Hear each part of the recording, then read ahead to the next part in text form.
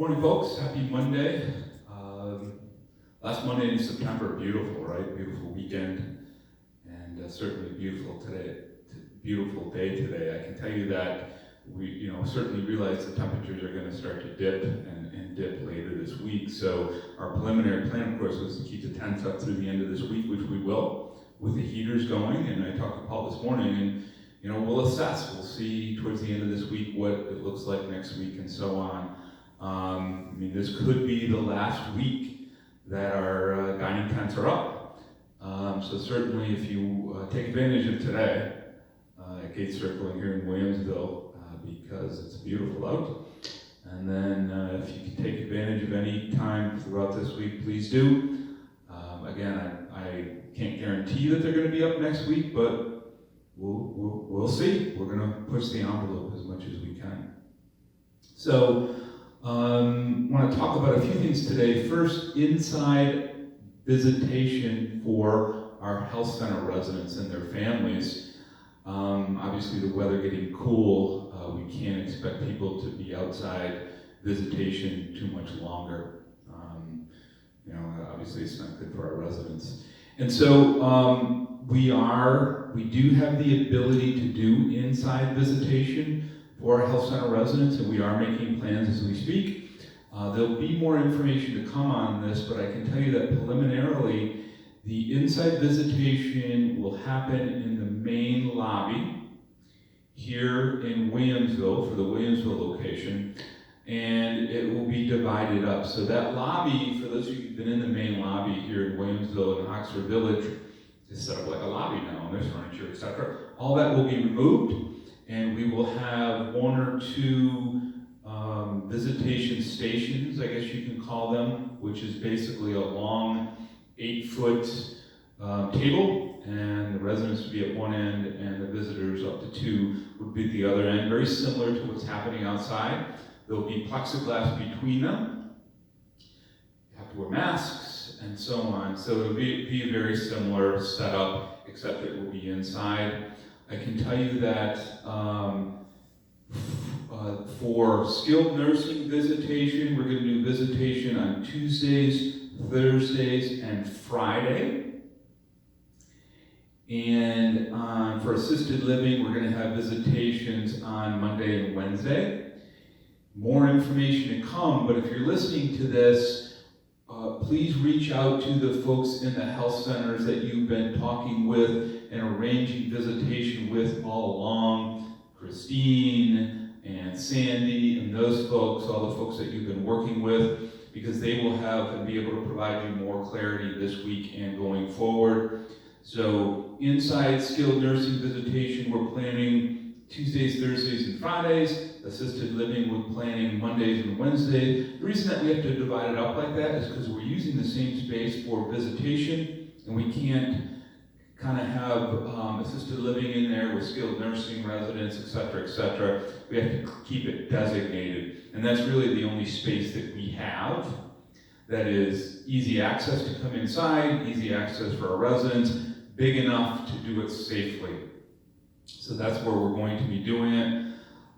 Still, for skilled nursing visitation, visitors need to have a negative COVID test within the last 7 days prior to being able to come and visit and be able to produce that for us.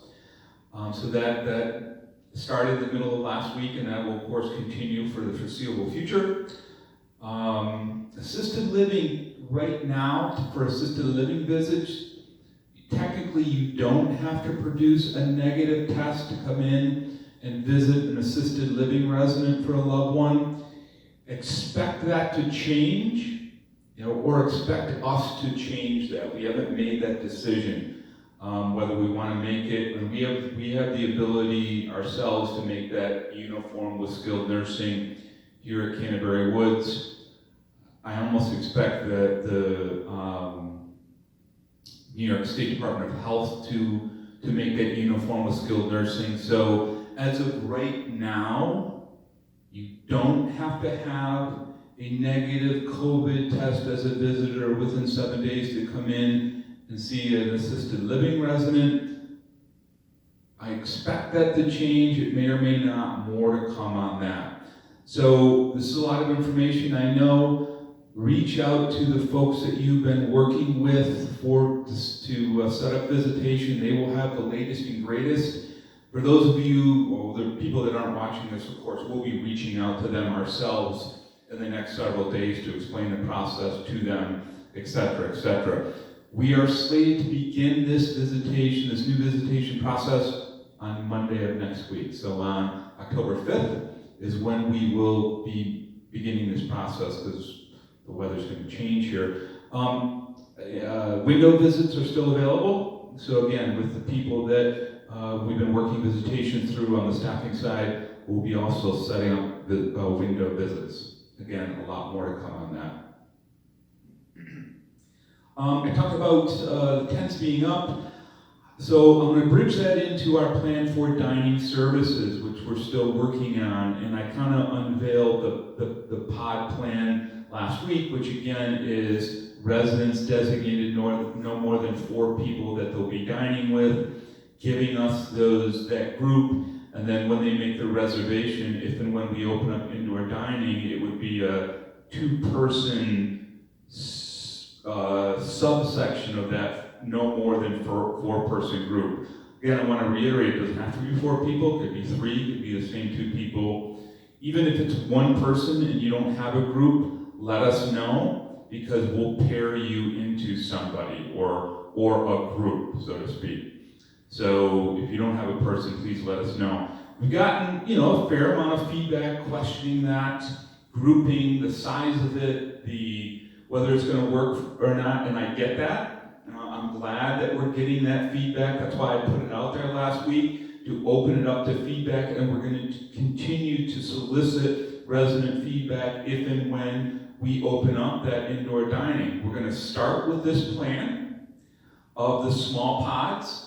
And we appreciate the residents that are submitting your thoughts and appreciate your submitting your pods. We're going to start with this, but we're going to be open to change. We're going to be open to flexible and to be able to work within the system and work within the feedback that we get. Again, we're going to always err on being as safe as we possibly can. There's no perfect plans that are out there. As you're seeing, there's nothing perfect. So we're going to try this, we're going to see how it goes, we're going to be as conservative and safe as we possibly can, but we're going to be open to resident feedback. I think point number 1, let's hope that we can do it. The rates in Western New York are right around 1% for the last few days. If you've seen the paper, and that's good, that's a little bit lower than it has been. If that continues, then that's a good thing. That means that we're going to be able to do this. We're going to be ready to start this the week of October 12th. So a couple weeks down the road, setting up. For residents, you've probably seen us doing some work in some various areas, whether it's here in Williamsville or at Gate Circle, getting ready to set things up. This fly really likes me. So that's going to continue as we set up those areas and the tents come down, etc. If you continue to have questions about it, by all means, reach out to me, rwallace@echa.org, or you can reach out to Paul Campisi as we continue to work through this process. There's one fly in this whole room, and it's all over me. Fitness class is the same way. So you heard me talk about it. We're going to try to offer indoor fitness classes. That is our plan. Very small groups at both sites, Williamsville and at Gate Circle. You will have to wear a mask. Those are going to be slated to be able to go the week of. When this is over, I'm going right after this fly. The week of the 12th too, but more information to come on that. A couple other things. So the Gate Circle Flu Shot Clinic is scheduled for the 30th, so Wednesday. Please go, and if you haven't yet, please sign up. And Williamsville will have another flu shot clinic on the 5th. here in Coventry Hall. So if you haven't gotten your flu shot yet, and you haven't decided yet, you'll hear me continue to push this message.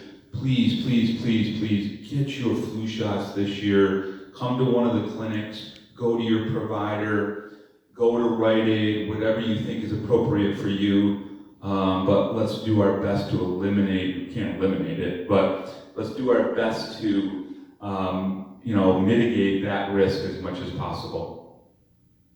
One final thing, Chuck, who's in the back of the room, used the Goosenator here in Williamsville twice in the last few days, most recently here on the pond this morning, and he tells me it worked like a charm, and he had fun doing it. So we will continue to give you Goosenator updates as we go. Unfortunately, it's the end of the Goosenator season here, but certainly in the spring it's going to be full bore. Thanks everybody, and I'll see you back on Wednesday.